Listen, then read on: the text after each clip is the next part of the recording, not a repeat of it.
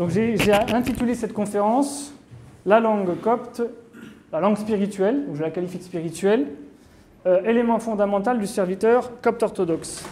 Alors pourquoi j'ai intitulé cette introduction comme ça? Parce qu'il y a des gens qui demandent pourquoi apprendre le copte.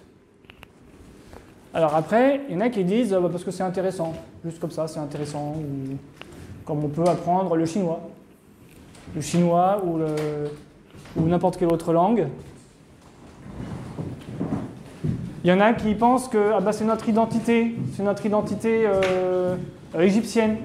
Donc on fait de l'histoire, on fait c'est les hiéroglyphes, le copte, c'est le folklore. C'est l'histoire, c'est le folklore. Donc moi, ça ne va pas tellement être mon point de vue ici. C'est pas pour l'histoire, c'est pas pour le folklore, c'est pas pour l'identitarisme, c'est pas pour votre identité nationaliste, nationale, ethnique, autre. C'est pour les raisons spirituelles.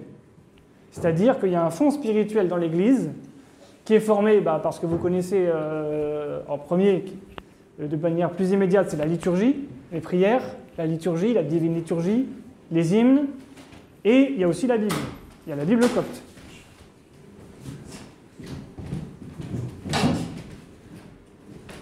Donc, c'est pour ça que j'ai intitulé « La langue spirituelle copte, élément fondamental du serviteur copte orthodoxe ». Et j'ai indiqué que, par ce titre, que être un serviteur copte orthodoxe, ça implique aussi l'apprentissage du copte, et que l'apprentissage du copte permet d'être un meilleur serviteur copte orthodoxe. Parce que ça permet un lien plus fort avec la liturgie, avec cette liturgie qui est si importante pour les coptes. Alors, un verset biblique qui est pris en copte, donc Sophonie, je ne sais pas comment vous dites en arabe habituellement, Stéphania. Je sais qu'en hébreu c'est Stéphania. Donc, je vous le lis en copte, mais on ne va pas décrypter pour l'instant le verset, mais je l'ai mis pour... voilà. Tinatasto en ulas, etefgenea, egen hanlaos esru tob emefran emepchois, NG Owen Niven, Esru Ervo Knaf, Ren ou Narvef, N ou Ot. Alors je convertirai au peuple une langue pour leur génération. Alors une langue pour leur génération, c'est qui? C'est l'Église en fait. Leur génération, c'est l'Église. Parce que c'est là, on est en Sophonie, qui annonce l'Église, qui annonce le Christ et qui annonce l'Église. Afin que tous invoquent le nom du Seigneur pour le servir sous un même joug. Donc c'est l'Église. D'accord? Et il y a bien cet élément de la langue. D'accord?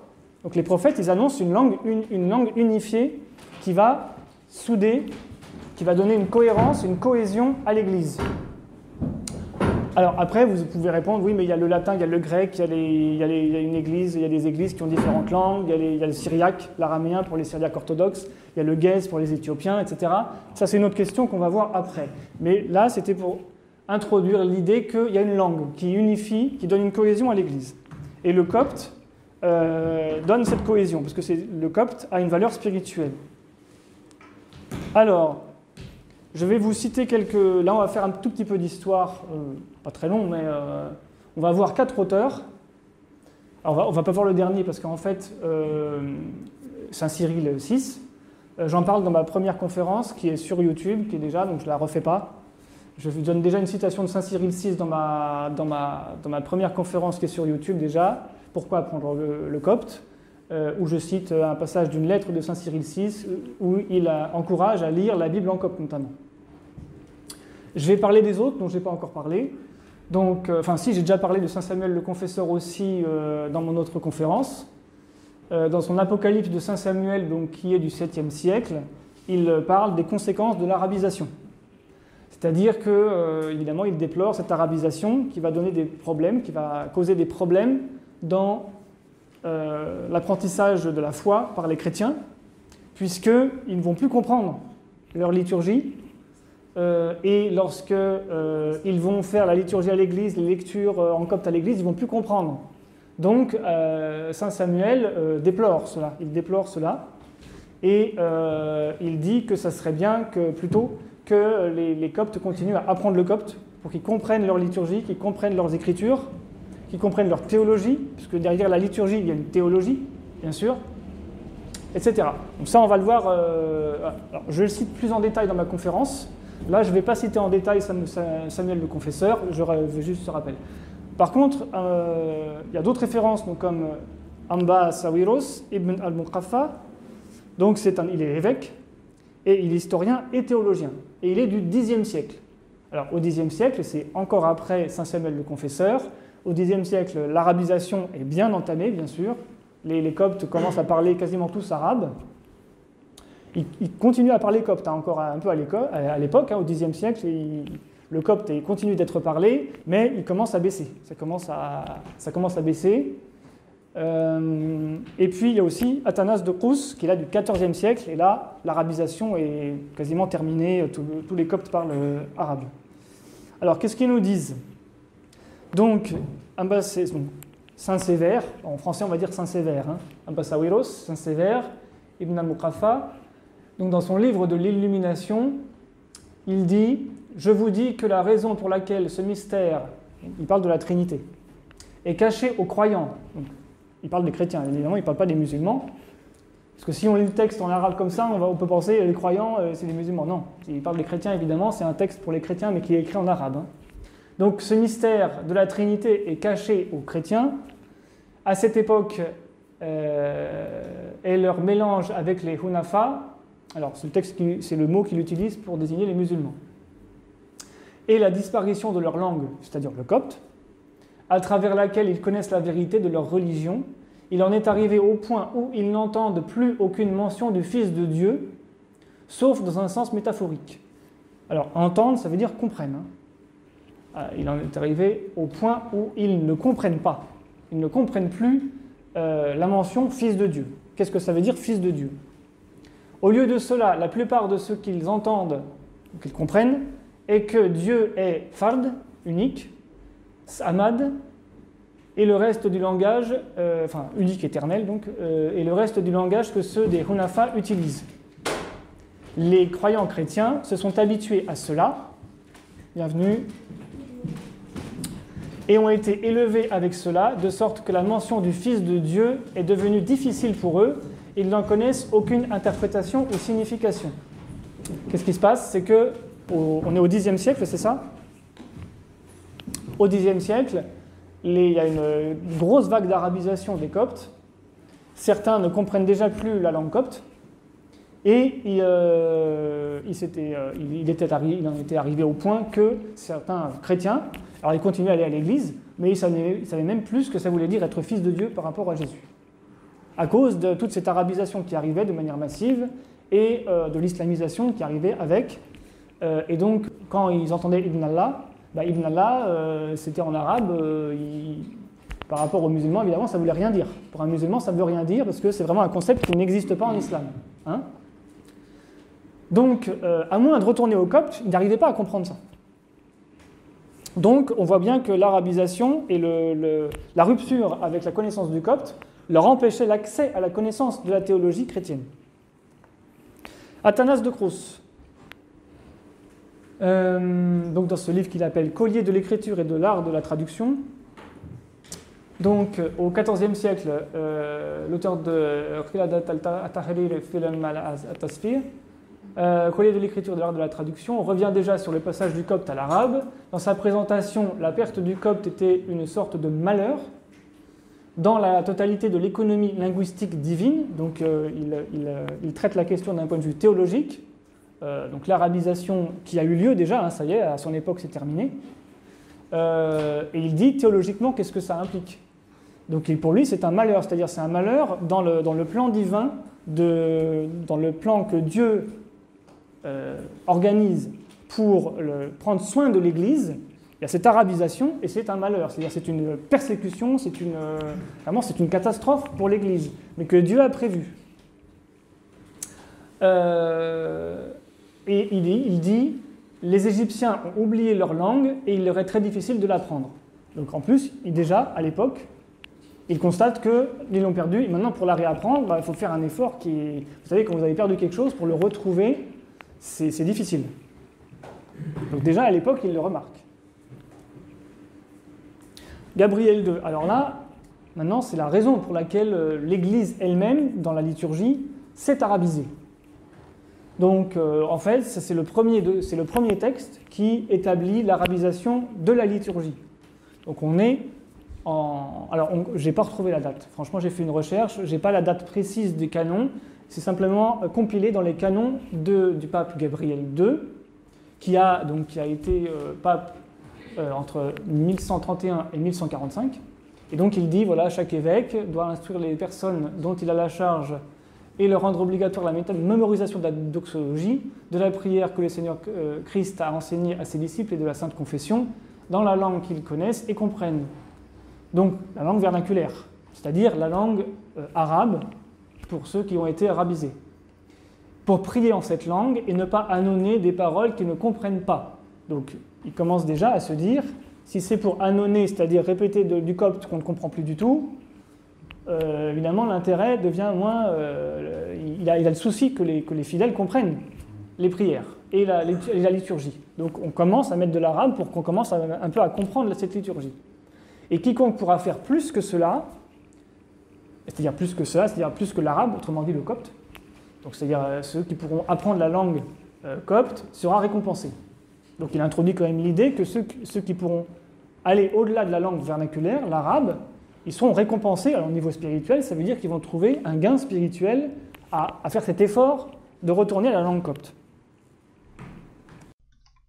Une autre référence qu'on retrouve en français, c'est le livre de la Divine Liturgie, publié par le diocèse de Genève et du sud de la France, et donc qui s'appelle en copte Pigum ente pi evchologion et sowab, livre dans lequel vous trouvez une introduction sur la Sainte Liturgie, qui s'appelle « Comment bénéficier de la Sainte Liturgie » par son éminence Abba Mettaos, supérieur du monastère des Syriens, donc évêque du monastère des Syriens en Égypte, et donc qui a dans son point 4, il y a plusieurs paragraphes, tout un ensemble de paragraphes sur des conseils précis pour bénéficier de la Divine Liturgie.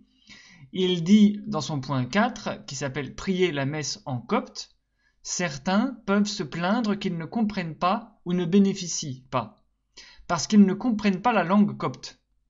De là, la préférence est de prier la messe dans la langue commune à tout le monde, et laisser une partie pour être dite en copte, car c'est notre langue d'origine et notre héritage. Il est donc important pour nous de ne pas la négliger. Cependant, il est important que l'Assemblée essaye d'apprendre la langue copte, car c'est la langue de nos parents, grands-parents et nos aïeux.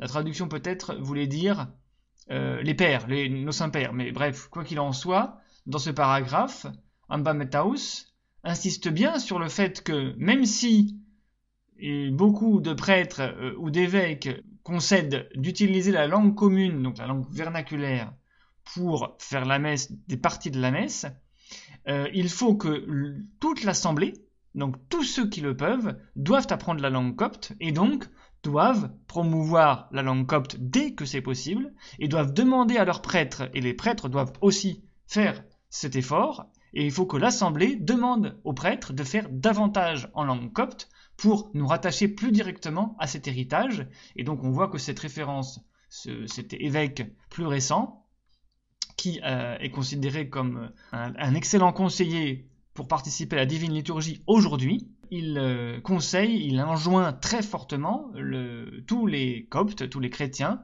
d'apprendre la langue copte. Alors, maintenant, pourquoi la sainte langue copte nous permet de nous approcher de Dieu? Premier point, le lien très fort entre orthodoxie et langue copte. Dans l'orthodoxie, ça c'est un point qui n'est pas du tout, qui n'est pas très clair. Donc je vais essayer de clarifier la question. Il y a plein de gens, moi j'ai rencontré beaucoup de coptes, qui me disent « Ah mais le copte, j'ai aucun intérêt là-dedans.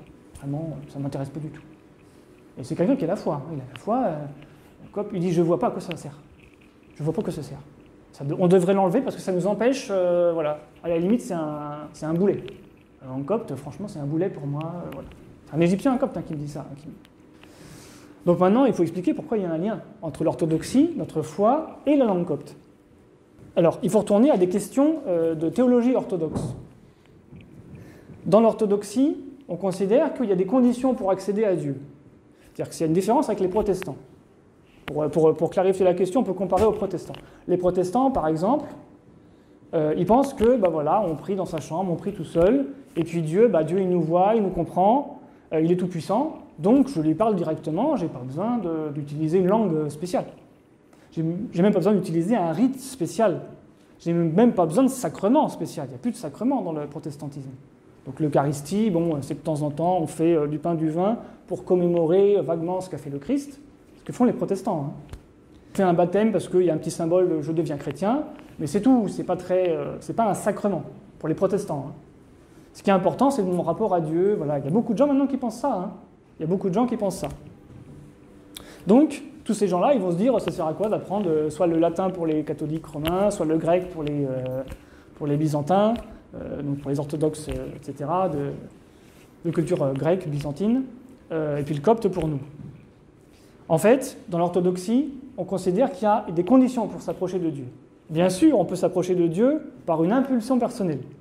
Mais cette impulsion personnelle, en fait, elle va utiliser des éléments de la tradition. C'est-à-dire qu'il y a des saints-pères qui nous ont précédés dans la foi et qui ont établi quelque chose de très subtil et de très complexe qui est la théologie et la liturgie. Et bien sûr, premièrement, la Sainte Écriture. Et tout ça, ça nous a été transmis par le copte. Donc il faut faire l'effort de remplir certaines conditions préalables dans cette orthodoxie. Nous avons en fait une démarche spécifique par rapport à Dieu, par rapport aux personnes qui pensent que voilà, je parle à Dieu et puis c'est tout. En fait, nous, on construit plus les choses, on approfondit quelque chose de beaucoup plus subtil et complexe, qui nous demande plus d'efforts d'ailleurs. Un protestant, c'est facile, finalement, il va à l'église, j'aime Dieu, je chante quelques hymnes, en plus c'est des hymnes qui réécrivent pour être un plus fun, pour être plus, plus enthousiaste, plus spontané, plus émotionnel, plus sensationnel, comme ça fait plaisir. Ils mettent des guitares, ils mettent des batteries, etc., ils sont contents. Donc ça fait plus ça fait plus concert, voilà, on est content, on bouge, etc. Ils font ça, les protestants. Donc dans l'orthodoxie, on considère qu'il y a des règles. Et ça nous permet d'avoir une certaine position par rapport à Dieu. On se met dans une certaine position mentale qui nous prépare au sacrement et qui nous prépare à accueillir quelque chose qui est un mystère, qui est cette union à Dieu par l'Eucharistie notamment. Donc, je reviens sur ce petit point pour bien approfondir cette idée. Dans l'orthodoxie, on considère que l'humain a 3 dimensions. Le spirituel, premièrement le spirituel, le plus élevé, le mental ou psychique, deuxièmement, et le physique corporel, troisièmement. Donc le corps, l'âme, l'esprit. Le corps, l'âme, l'esprit. Dans le domaine spirituel, il y a par exemple les dogmes, qu'il faut comprendre de manière spirituelle. Dans le mental psychique, il y a notre émotion. Quand nous accédons au sacrement, il faut être dans une émotion un peu équilibrée. Il ne faut pas être dans une passion, colère, etc. Voilà, par exemple. Ça, c'est le côté psychique. Et puis le côté physique, par exemple, on fait le jeûne. Il faut avoir aussi une certaine pureté physique pour accéder à la communion. Donc on voit que dans toutes les étapes, dans toutes les dimensions de l'humain, il faut remplir des conditions pour accéder au sacrement. C'est pas Dieu m'aime, j'aime Dieu, donc je prends le pain et je prends le vin parce que j'ai le droit comme ça. Voilà, j'ai une intention pure, donc je fais ce que je veux. Non, c'est pas comme ça. C'est les protestants qui font ça, et nous, on a une méthode différente.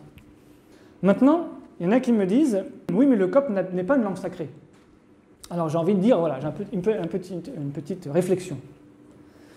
Dans les rites orthodoxes, nous consacrons des choses. Je ne sais pas si vous avez assisté à des consécrations d'ustensiles, par exemple. Les consécrations d'icônes, consécration du calice, consécration de la patène. Donc souvent, l'évêque, il fait ça avec les prêtres. Moi j'ai assisté à ça, ça dure très longtemps. Donc pendant ce temps-là, on lit intégralement l'épître de Paul en copte. Il lit intégralement Catholicon en copte. Et puis pendant ce temps-là, l'évêque, il consacre tous les ustensiles un par un, avec le maïroun, je ne sais pas si c'est... Enfin, c'est pas le maïroun habituel. Si, voilà, c'est le maïroun, voilà. Donc, il consacre des choses. Il consacre un tableau, une icône. Il consacre des ustensiles, des objets, en argent, ou en métal, ou je ne sais pas quoi, ou en bois. Il consacre, bien sûr, pendant l'Eucharistie, nous consacrons le pain et le vin, donc des matières. nous consacrons de l'eau, enfin les prêtres bien sûr, nous consacrons de l'encens, nous consacrons donc, et nous consacrons des humains par les sacrements de l'ordre, la prêtrise, etc. Donc pourquoi la langue copte ne serait-elle pas sacrée elle aussi?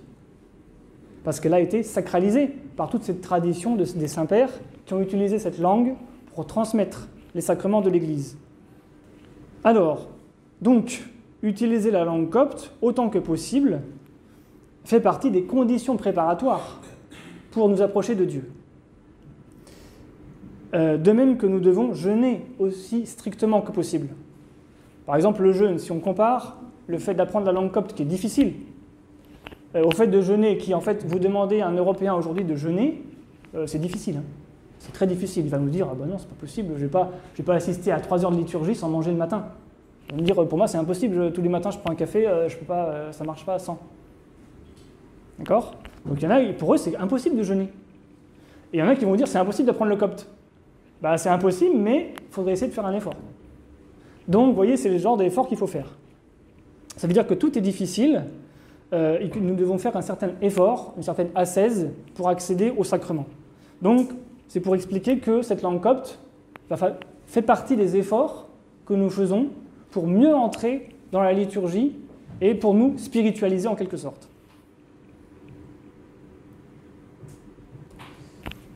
Alors maintenant, comme ça, je prends des questions, des objections qu'on m'a faites, ou qu'on fait à des personnes qui enseignent le copte dans l'Église. Dieu a-t-il besoin qu'on lui parle en copte?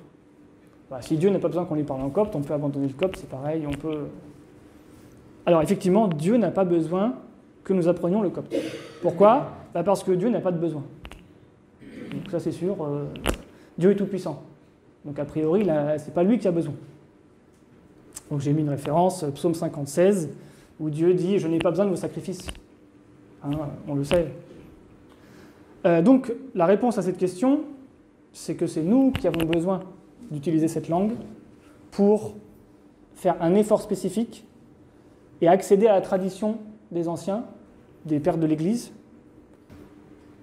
Alors, la langue copte est surtout un moyen pour nous de nous approcher de Dieu. Donc, comme on l'a vu, la tradition orthodoxe, c'est ce qui nous fournit à l'humain. Donc nous sommes pécheurs, nous sommes ignorants, nous ne comprenons pas au départ quel est le mystère de Dieu qui vient s'incarner, qui vient dans les espèces sacrées du pain et du vin, qui vient dans les sacrements de manière générale, dans le Maïroun, etc., par le Saint-Esprit. Ce mystère, il est tellement profond que nous devons utiliser tout ce qui est à notre disposition pour entrer dans ce mystère. D'accord ? C'est-à-dire que Dieu fait un effort de venir vers nous par la tradition de l'Église. Nous devons faire un effort de notre côté par le jeûne, par la pureté, par une disposition mentale. Et le copte fait partie de ces dispositions. C'est ça que je veux dire. D'accord ? Apprendre le copte fait partie de ces efforts qu'on fait pour entrer plus en profondeur dans la pratique orthodoxe, dans la foi, dans la spiritualité. Donc, combler son déficit par sa nature pécheresse. Qu'est-ce que ça veut dire ? Ça veut dire que dans la tradition orthodoxe, nous sommes pécheurs. Par exemple, on peut là encore opposer aux protestants. Pour les protestants, en fait, alors les protestants ils considèrent aussi que je suis pécheur.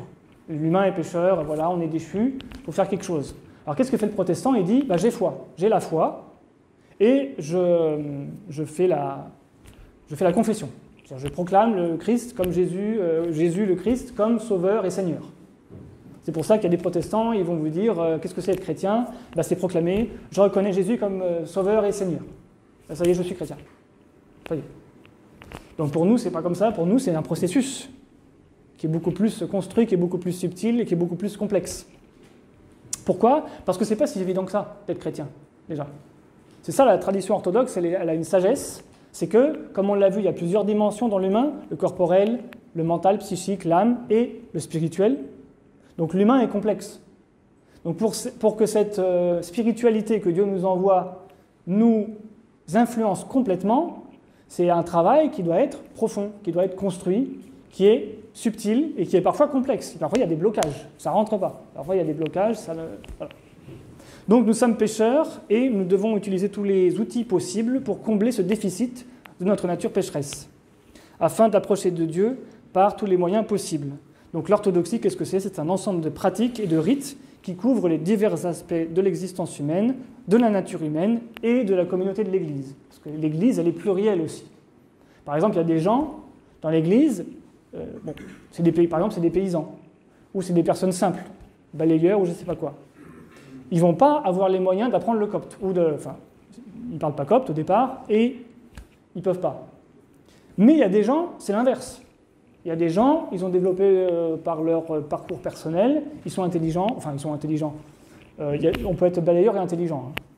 Mais ce que je veux dire, c'est qu'ils ont une éducation, ils ont appris dans les livres, ils ont appris la littérature, alors elle peut être littérature arabe, littérature copte, littérature grecque, c'est tout ce que vous voulez. Et ils vont chercher, ils vont à l'église, il y a de la liturgie, il y a du grec et du copte, ils vont se dire « Ah ben non, moi je veux creuser, je ne vais pas répéter, je veux m'approcher de Dieu », et comme spontanément, ils vont avoir en tête « Non, moi je veux creuser ». Et ça, si vous le bloquez, si vous dites « Ah non, il n'y a pas besoin d'apprendre le copte », ils vont vous dire « Mais pourquoi? Moi, je veux creuser et a priori, j'ai les possibilités de le faire ». Donc non, il faut que cette possibilité puisse s'accomplir. Donc il faut fournir dans l'Église cette possibilité de creuser le copte. D'accord? Donc c'est ça que je veux encourager à faire. Demandez dans vos paroisses, à vos prêtres, d'ouvrir plus cette possibilité-là. Que déjà, encouragez vos prêtres à apprendre plus le copte, vos diacres à apprendre plus le copte, vos évêques à apprendre plus le copte, et à ouvrir plus de catéchèses de copte, d'enseignement de copte, à vos enfants, à tous les enfants de l'Église à apprendre plus le copte, au moins l'alphabet, quelques petits mots. Voilà, ouvrir plus ça. Parce qu'il y en a qui vont en avoir besoin. Et si vous leur coupez ce besoin, il va être remplacé par quoi? Il va être remplacé par, soit de l'arabe, soit du français. Et puis en fait, souvent, ce que je remarque très souvent, c'est qu'on va se rabattre sur du protestantisme. C'est-à-dire qu'on va prendre des hymnes qui vont être un peu protestants. Donc on va remplacer toute cette aspiration à la spiritualité que certains veulent creuser dans le copte, dans la liturgie, dans la Bible copte.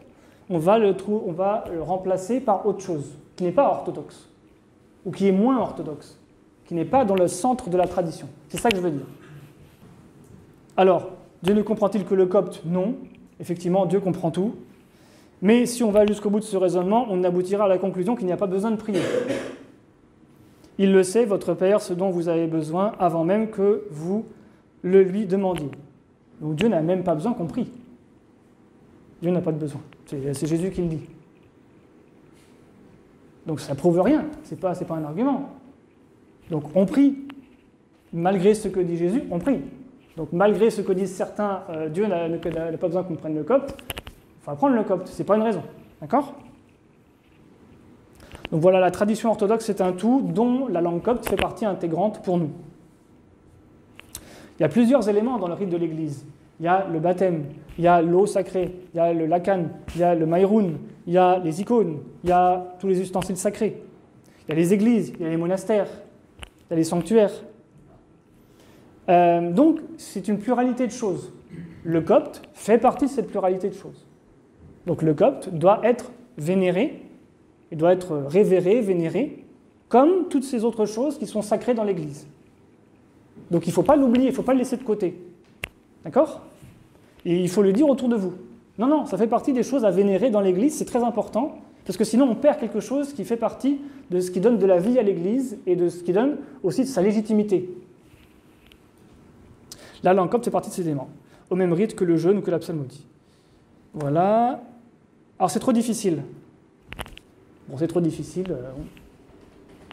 d'être chrétien. Si vous lisez, Matthieu 7, versets 13 et 14, « Entrez par la porte étroite, car large est la porte, spacieuse la voie qui mène à la perdition, il y en a beaucoup qui entrent par elle.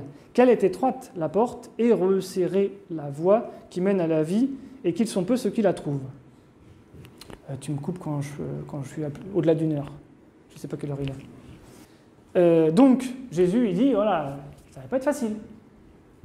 D'être un chrétien accompli, un chrétien totalement, si vous voulez vous investir pour être un chrétien totalement, c'est pas facile. C'est bon, on n'est pas là pour être dans la facilité. Donc le copte, c'est difficile? Oui. Oui. Voilà, c'est pas compliqué? Oui. Tout est difficile. Mais Dieu nous aide. Si on fait le premier pas, Dieu, il va nous aider à faire le second, etc. Donc chaque chose difficile dans la vie du chrétien, c'est une occasion pour faire un effort spécial pour Dieu. C'est un don qu'on fait à Dieu. Donc il y en a, c'est plus facile pour eux de faire un chèque de 100 euros. 100 euros, je donne à l'église. C'est très bien. Mais pour certains, c'est très facile. C'est plus facile que d'apprendre le copte. Donc ils préfèrent donner 500 euros et je n'apprends pas le copte. Ah non, c'est trop difficile. Je préfère donner 500 euros. Voilà. Et ceux qui peuvent apprendre le copte, il faut qu'ils fassent cet effort-là. De la même manière que celui qui peut donner 500 euros à l'église pour l'aider à se développer, il faut qu'il le fasse.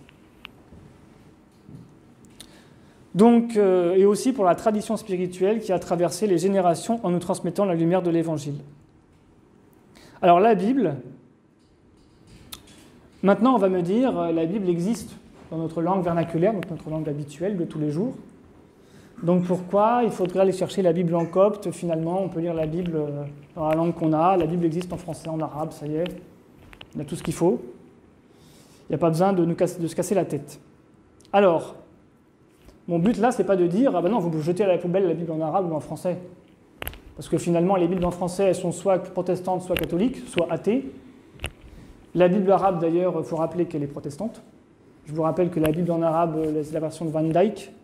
Je vous rappelle juste, Van Dyck, donc la Bible que vous avez en arabe, en plus la situation de l'Égypte est très spéciale puisque vous n'avez qu'une Bible, vous n'avez qu'une seule traduction. C'est la Van Dyck révisée, publiée par la Société biblique d'Égypte, qui en plus a une sorte de monopole, parce que j'ai rencontré des personnes qui sont en charge et m'a dit, en plus c'est un monopole. C'est-à-dire c'est interdit de publier une autre Bible que la Bible Van Dyck révisée en Égypte. Ça c'est juste un détail. Il faut savoir que Van Dyck était un protestant, américain d'ailleurs, il n'était pas du tout arabe, mais c'était un grand lettré, un grand savant, il était médecin aussi je crois, et il était au Liban, donc il travaillait au Liban, il parlait très bien arabe, il était même un lettré, donc très érudit dans la langue arabe, et il s'est mis à traduire la Bible entièrement en arabe. Voilà. Donc il était protestant, il ne connaissait rien à la traduction orthodoxe, il n'est pas du tout orthodoxe, il connaît... Voilà, et en plus il était évolutionniste, donc il était très moderniste, il n'était pas... Voilà, au niveau de sa mentalité, de sa perception du christianisme, ça avait quasiment rien à voir avec l'église copte orthodoxe. Donc ça fait partie des choses qui sont...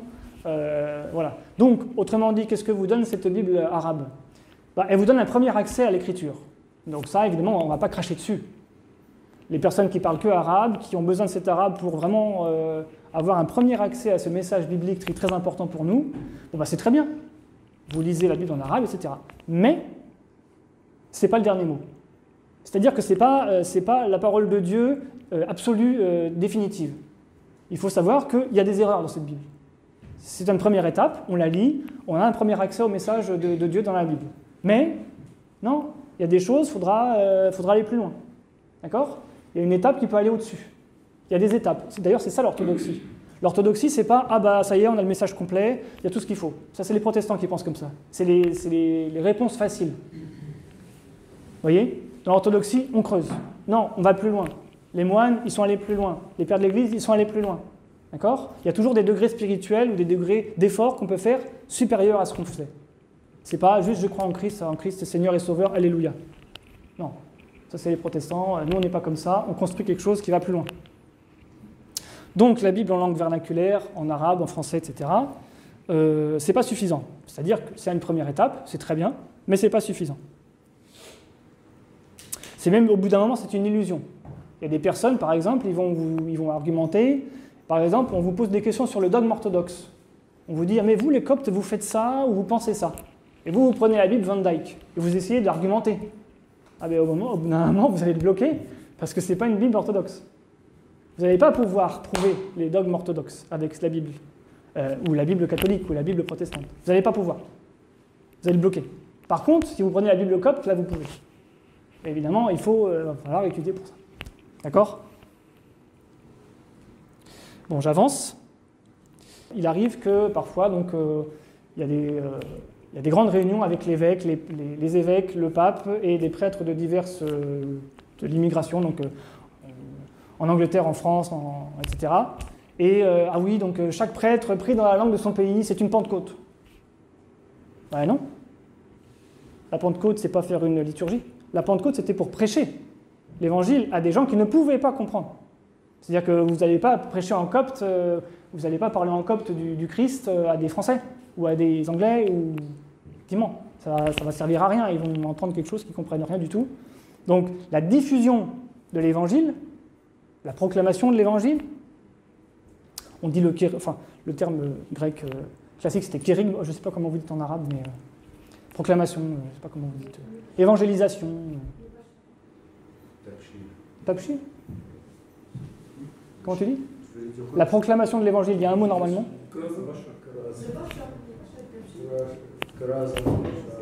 Ah, keraz, voilà, c'est ça. Non, bref.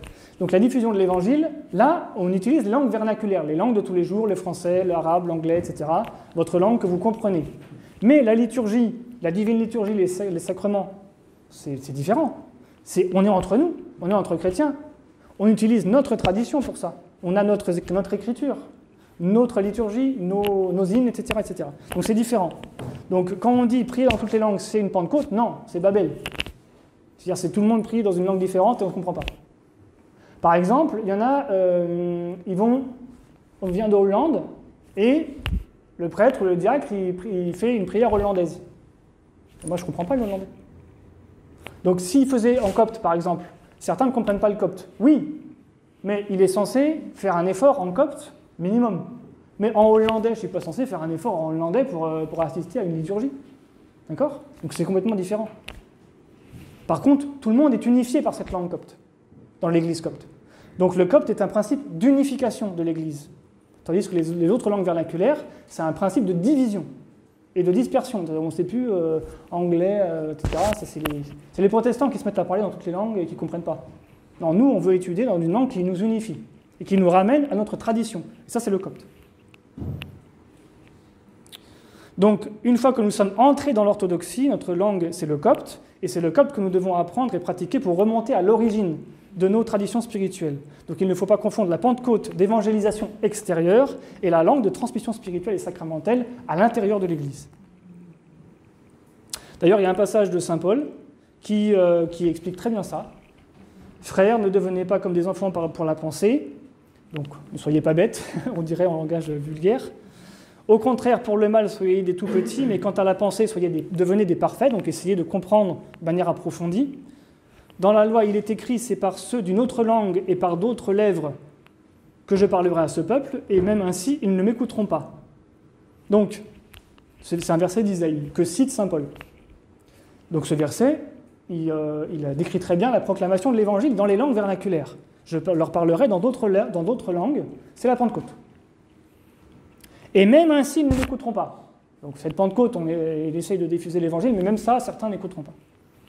Par conséquent, les langues vernaculaires, donc les langues, je rajoute vernaculaires, doivent être un signe non envers ceux qui ont la foi, mais pour propager l'évangile, je précise, à ceux qui n'ont pas foi. D'accord? Ça, c'est la Pentecôte.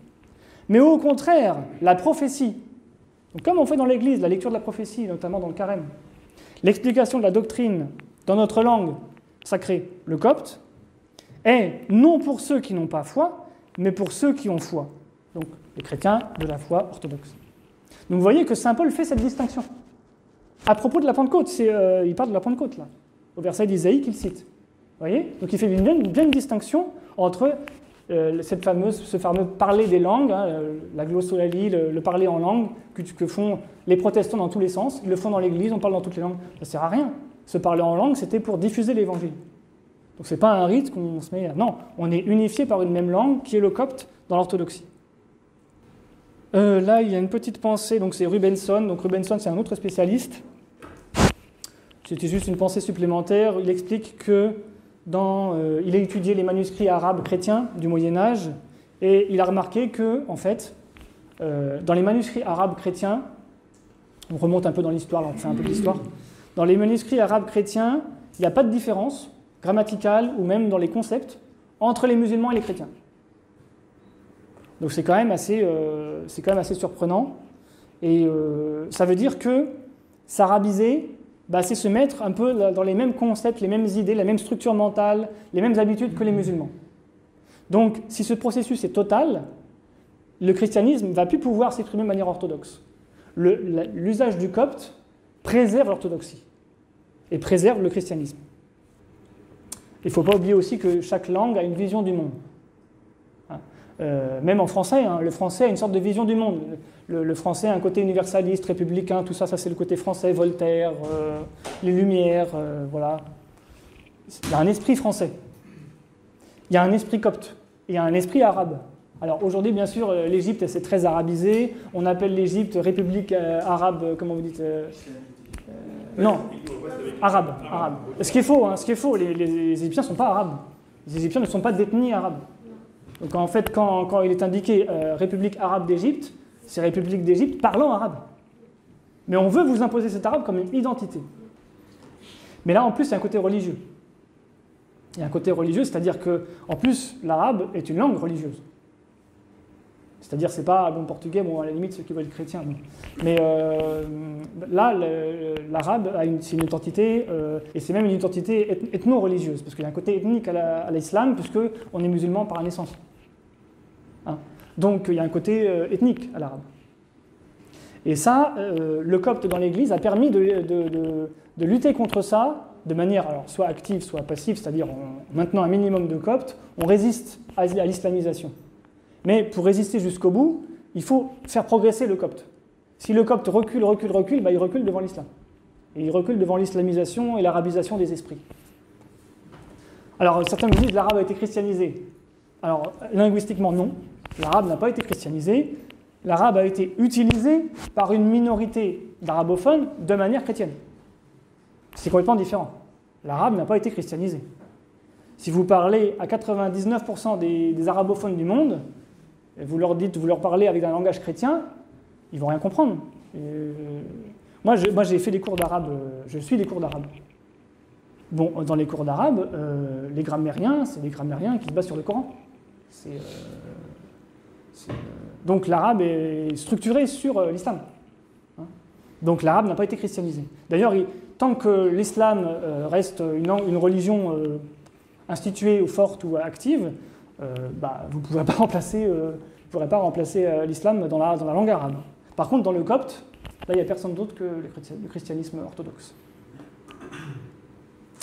Voilà, il y a aussi l'humilité, donc j'invite à l'humilité. Je vais vite parce que, bon, je termine quand même.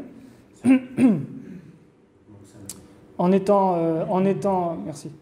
Dans le christianisme, surtout dans l'orthodoxie, on a une différence un peu avec les protestants, mais même de manière générale. Parfois, certains croyants sont très orgueilleux, sont très fiers. Alors c'est très bien d'être fier d'être orthodoxe, copte, c'est très bien. Mais cette fierté, elle doit aller de pair avec une humilité. C'est-à-dire, je suis orthodoxe, ça y est, je suis bon. Je vais à l'église tous les dimanches, c'est tout. Enfin, je suis orthodoxe. Non, ça doit nous imposer une humilité par rapport à notre tradition. Je suis orthodoxe, mais est-ce que je suis digne de la tradition des pères qui ont transmis cette foi orthodoxe, cette spiritualité, cette ascèse des moines, etc. etc. Est-ce que je vais dans leur direction? Est-ce que je suis leur conseil? Donc l'humilité, et d'ailleurs, bon, par exemple, je fais une conférence, je fais un cours de copte, je suis encore des cours. J'ai 41 ans, je continue à suivre des cours, donc moi je suis quelqu'un qui continue à passer des diplômes à la faculté, etc. etc. Donc je comprends ce que c'est que de s'humilier. Je suis des cours d'arabe aussi, alors je ne parle pas arabe au départ, donc c'est très humiliant. C'est très humiliant, il faut se dire à chaque fois « Ah non, je suis bête, je n'ai pas compris ça, etc. Il faut que je reprenne. » Voilà. Il y a un côté, il faut accepter ce côté-là. Je vais m'humilier pour apprendre. C'est très important. Et ça permet de cultiver cette qualité qu'est l'humilité. Alors, une opposition un peu schématique. Là, je suis vraiment schématique, mais ça donne une dimension qui vous invite à cet exercice. La langue sacrée vous permet de vous rapprocher de Dieu et de ses saints. La langue vernaculaire, c'est la facilité. Donc, on se rapproche des habitudes du monde, des habitudes routinières, de la facilité, etc. etc. Donc, et ça, le diable, il aime bien. Il aime bien vous dire « Non, ne te prends pas la tête, ça ira, te casse pas la tête. » Faut-il interdire la langue vernaculaire? Non. Je ne dis pas qu'il faut interdire l'arabe ou le français, etc., etc. Mais il y a une hiérarchie. C'est-à-dire qu'il y a le français, l'arabe, les langues qu'on parle couramment. D'accord, c'est un premier accès. Après, le copte est au-dessus. C'est ça que je veux dire. D'accord? Il y a une hiérarchie. D'ailleurs, dans l'orthodoxie est une spiritualité de la hiérarchie. Nous avons des prêtres, des diacres, des prêtres, des évêques, un pape. Nous avons une hiérarchie, ça permet de structurer les choses et de voir qu'il y a des différents degrés dans la foi et dans la transmission de la foi apostolique. Il y a des degrés. Ben, c'est pareil dans les langues, il y a des degrés. C'est pas copte, arabe, c'est le même niveau. Certains ils font du copte, c'est très bien, et puis si on le fait en français, c'est pareil. Non, c'est pas pareil. Il y a une hiérarchie, il y a des degrés. Après, le problème de la traduction. Il ne faut pas oublier que toute traduction est une sorte de trahison. Il y a un proverbe italien, traduttore, traditore, ça veut dire traducteur, traître. Et ça, c'est quelque chose que certains oublient aussi. Ils ont une traduction, ah c'est bon, c'est fini. On a traduit la doxologie, c'est bon. Non, mais il y a plein d'erreurs. Ah mais non, c'est bon, on l'a traduit. Bah non, il faut toujours réviser une traduction. Le texte copte de la liturgie ne va pas changer. Par contre, une traduction, elle va changer. Donc qu'est-ce qui est au-dessus de l'autre? C'est ce qui ne va pas changer, qui est au-dessus de ce qui change. Et si vous fixez la traduction, ça veut dire que vous sacralisez quelque chose qui a des erreurs. Est-ce qu'il faut sacraliser une traduction qui a des erreurs et qui ne peut pas transmettre exactement le sens intégral de tout ce qu'il y a dans le texte original? Donc ça aussi, c'est une idée importante. Il y a parfois des erreurs dans le texte vernaculaire des prières et de la Bible, en français, mais aussi en arabe. Le recours au texte copte permet d'éviter les erreurs possibles. Donc le serviteur orthodoxe, en se fiant avant tout au texte original copte, s'attache bien mieux à l'orthodoxie. Certains disent que le copte n'était pas la langue du Christ et des apôtres. Oui. Il faut savoir que tout le Nouveau Testament a été écrit en grec. Le grec n'était pas la langue parlée des apôtres et du Christ. Alors normalement ils savaient à peu près tous parler un peu en grec, parce que c'était une langue, c'était comme l'anglais aujourd'hui si vous voulez. Mais eux en plus, voilà, la plupart, même le Christ, a parlé en grec à Ponce Pilate probablement. Qu'est-ce qui s'est passé donc? C'est que Dieu a choisi le grec pour que tous ces écrivains du Nouveau Testament soient consacrés à écrire et à transmettre ce message et à le fixer en grec. Et qu'est-ce qui se passe? C'est que dans tous les 2 premiers siècles de l'Église, donc le premier, l'écriture du Nouveau Testament, et le deuxième, les pères de l'Église, les premiers pères de l'Église, tout ça, ça s'est fait en grec. D'accord? Il n'y a pas un seul écrit qu'on a retrouvé en hébreu ou en araméen. Pas un seul. Pas un seul. D'accord? Autrement dit, Dieu, dans son économie, dans son plan divin, il a dit, non, on passe au grec parce que c'est ça qui va permettre de transmettre l'évangile et de fixer la foi, la doctrine, la théologie. Et donc, c'est un degré en plus de copte, le grec? Alors, il y a du grec dans le copte. Donc le grec, le copte a permis de transmettre le grec. D'ailleurs, beaucoup plus que les autres langues liturgiques, beaucoup plus que le latin, ou beaucoup plus que le slavon chez les Russes. Aujourd'hui, voilà, l'une des églises qui est aussi très active, c'est l'église russe, grâce à Poutine et d'autres. Mais en slavon, voilà, le slavon est beaucoup plus loin du grec que le copte, en fait. On pourra revoir ça après. Oui, il y a ce verset-là aussi, voilà, 2 Timothée 3, 1, voilà, vous pouvez le noter. Tu connais les lettres sacrées qui peuvent te rendre sage pour le salut. Lettres sacrées, alors dans le texte, c'est vraiment lettres sacrées, et ces lettres sacrées, pour nous, c'est les écritures sacrées en copte. Alors conclusion, voilà. Conclusion, qu'est-ce qu'il faut faire? Pratiquer plus de copte. Amba Démétrios, donc Amba Démétrios, c'est l'évêque, le métropolite de Malawi en Égypte. Il est le chef, le directeur des études coptes dans l'église, et je travaille avec lui donc. Et il me disait que effectivement, dans les liturgies, plus une liturgie abandonne un peu le copte et fait de l'arabe, moins les gens vont apprendre le copte. Et plus il y a un peu plus de copte dans la liturgie, les gens vont se dire « Ah, il faut que j'apprenne le copte ». Donc ça veut dire que, même si évidemment au début vous ne comprenez pas tout le copte, faire plus de liturgie en copte à l'église va dynamiser l'apprentissage du copte. Donc demandez à vos prêtres, à vos diacres de faire un peu plus en copte, évidemment, dès que vous pourrez, dès que c'est possible. Dès que c'est possible. Apprendre en copte des parties de la liturgie. Tenetisi emmo, alors Gépéniote, notre Père, Gépéniote. Bon, le credo c'est bien aussi parce que le credo, Canon Aliman, Tenarti, Renuti, etc. Il y a un côté théologique. Donc là c'est aussi très important. Essayez d'apprendre donc en copte certaines parties des prières. Demandez des explications spirituelles de la liturgie aussi. Quand vous demandez une explication de la liturgie, essayez de retourner au texte copte. Parce que le texte arabe, comme je l'ai dit, il y a une traduction. Donc, au bout d'un moment, vous allez plafonner, en fait. Vous allez plafonner au niveau spirituel, vous ne pourrez pas aller au-delà. Ah ben en arabe, on dit ça, donc, a priori, la liturgie, elle veut dire ça. Ça va plafonner. Il va falloir retourner au copte si vous voulez aller au sens spirituel supérieur de la liturgie. Demandez donc des leçons de copte pour vos enfants à l'église. Pour les diacres et les serviteurs d'autel, donnez ou demandez des formations à l'église pour réciter et comprendre en copte des parties de la liturgie. Voilà.